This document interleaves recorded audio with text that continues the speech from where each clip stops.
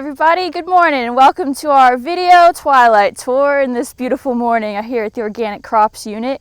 I'm Brooke Emery. I'm a Produce Safety Extension Assistant here at UT, and we're here today with Natalie to give us a tour of her plots and gardens today. Hey, good morning. So we picked kind of a scenic spot to open the tour with. This is actually a shot of some of the main building area. This actually used to be cotton research, small grains research, and then about, over 15 years ago now, this has been switched to organic research, and we have some uncertified plots. So we'll actually see some of those this morning, but both of us have actually worked out here, a pretty good bit over the last several years. Yeah. So our goal today is to kind of welcome you to the farm. I'll say honestly, one of the most fun things for me about doing applied field research is getting to share it. So this is a fun opportunity to talk about some of the work that we do here and kind of invite people who this can benefit in to the work that we do. And Brooke, who knows, we may even see some familiar tomatoes back there. Awesome. Let's get started. All right, so we're out here in the tomato patch, and Natalie, tell us about what you've been doing out here. Yeah. So this is, the 6th year or so that I've had tomatoes in this vicinity. I should say that this is a very large plot that we actually have a 4-year rotation in. So only, once every 4 years are we in this portion of the growing area that we are in. And this is actually an uncertified plot. So these plants are managed conventionally. Although when it comes to management, one of the important things I think about this trial is that my area of work is consumer horticulture. Mm-hmm. So these are trials that are kind of specifically targeted for those who are growing in a garden, or, if you're a farmer's market who's selling directly to the public on a relatively small scale. These may well be cultivars that you're interested in as well. What are we growing? Yeah, so we are actually in kind of the second planting. This year I actually have an earlier planting that's largely done. We are now late August. Mm-hmm. So I will say late August trials are sometimes a little bit hard on the pride of we production people. It really looked prettier in June. But actually this late season planting is looking pretty good. These were put in mid-June. And so they've just kind of passed, 70, 80 days in the field, and we're about a week into the harvest. So we're starting to get some fruit off of these, and I should say, or maybe you should say, what are some of the data that we take off of these plots? Yeah, so in these plots, we mostly take yield data. We collect individual bins like we've got here from each plot. We take weights and just which are good-looking, saleable, what you would eat in home tomatoes, and what are our culls. Yeah, so Brooke spent a couple of summers working in these plots back when you were a kid. Oh, just a child. Yeah, yes. Yeah, and so what we really try to look at are cultivars that have unique elements as far as there's a lot of heirloom, there's a lot of open pollinated cultivars that are in these plots, especially kind of on the indeterminate side. On the determinate side, which, we're kind of pairing here, you can see the height of the plants. We really focus on disease resistance, so we have a lot of early blight, some late blight resistant cultivars that are in these trials. And we try to do these in a way that provides us with data that we can analyze, so everything is replicated, but also at a scale that is not unlike how people might grow. And so every time you see a post, that's kind of our plot marker. So there's typically 4 plants per plot, and we'll take data on those sections, fruit count, fruit weight, and Brooke's done quite a bit of sorting between, the good and the cull fruit. Yeah. For sure. Some of our favorites to grow across the years. This is Carbon, beautiful purple tomato. There's some Cherokee purple in here, and we have Black Crim. So we have a pretty wide range of, of some of our kind of purple tomatoes. One that we're growing for the first time this year, this is what this pretty pink one is a mortgage lifter. So do you know the story about this tomato? No, I don't. Oh, it's a Southern West Virginia classic. Oh! Right? Yeah. So in the Depression era, a gardener grew a whole bunch of these tomatoes. He bred and selected himself. It's in Southern West Virginia, and he sold them for $1 a piece along the side of the road, and in just a few years, he paid off the mortgage on his house. Amazing. Yeah. Those West Virginians. Right, yeah. So the West love Virginia, heirloom, classic. Then we have some that are, actually, I don't think we grew these the year that you're working here, but this is genuine. So this is actually an heirloom hybrid cross. So it's a hybrid cultivar, but it has some heirloom parentage. So that's, you know, a really pretty ribbed tomato. We've got some interesting fun stuff. This is Coeur de Bois. Probably slaughtered that French, but you can take that. So it's kind of a really large plum tomato. And actually, this was in the 2021 trial, and it was one of the highest yielders. Then let's see. Oh, and then some classics like Big Beef. So I kind of always use that as one of the controls.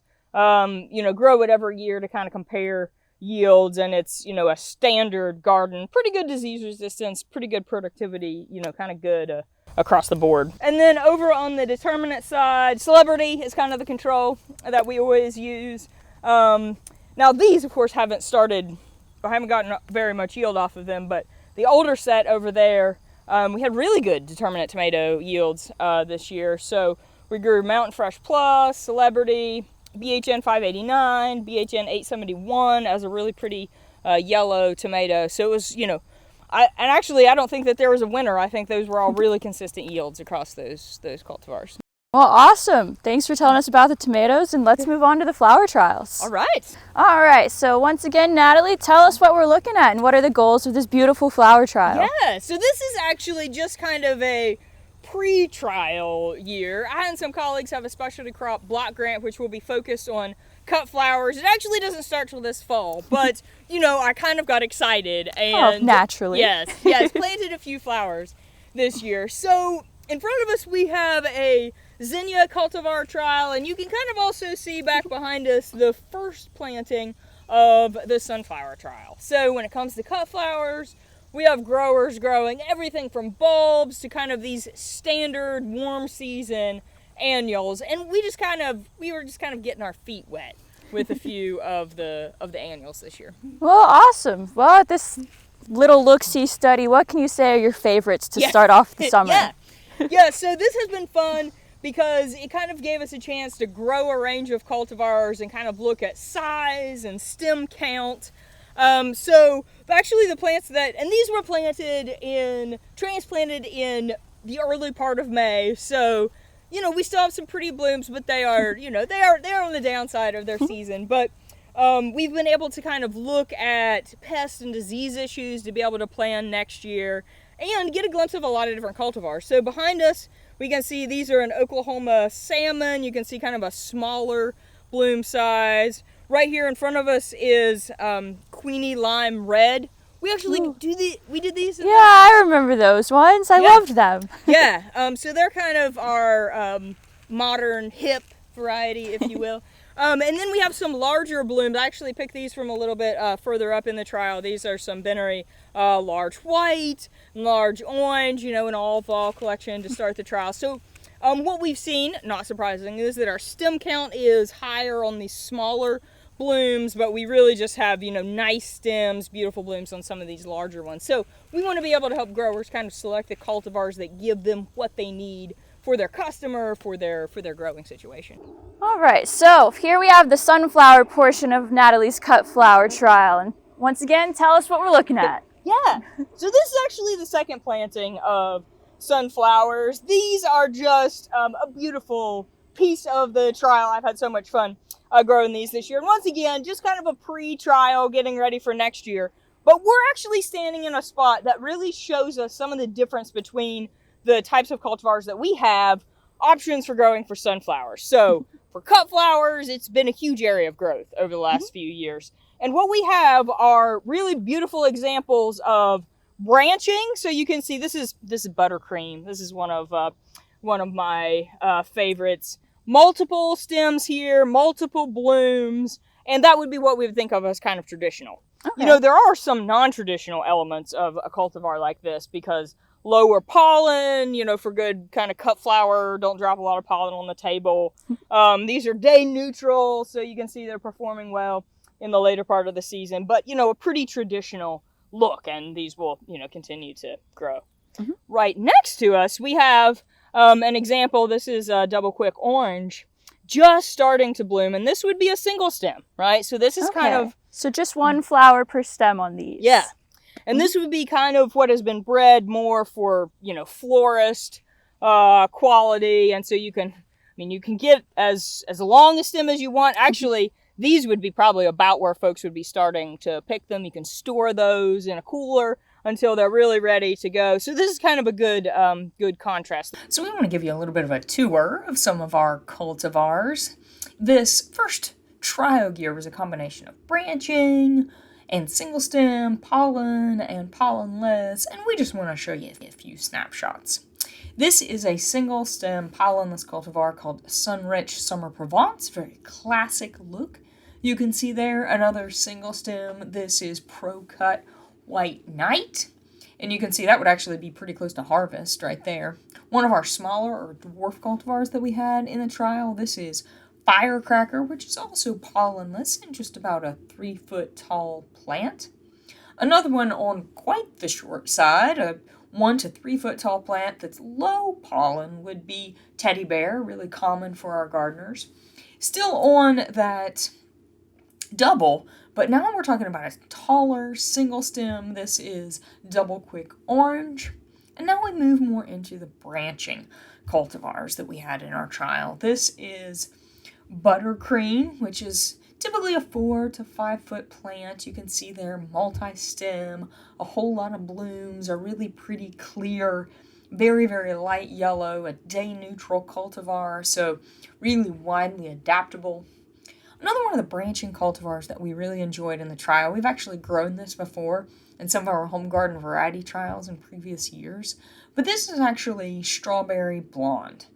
So, like Buttercream that we just talked about, Strawberry Blonde is a day neutral. It is also branching, and it is low pollen or pollenless, and you can just see the really pretty contrast of those petals there, flowers of various sizes. And to kind of close out our tour, this is a beautiful deep red burgundy. This is Rouge Royale. So once again, you can see the branching habit, but the really deep, beautiful color on this pollenless cultivar. So hope you've enjoyed this tour of just a few of the cultivars in our flower trial.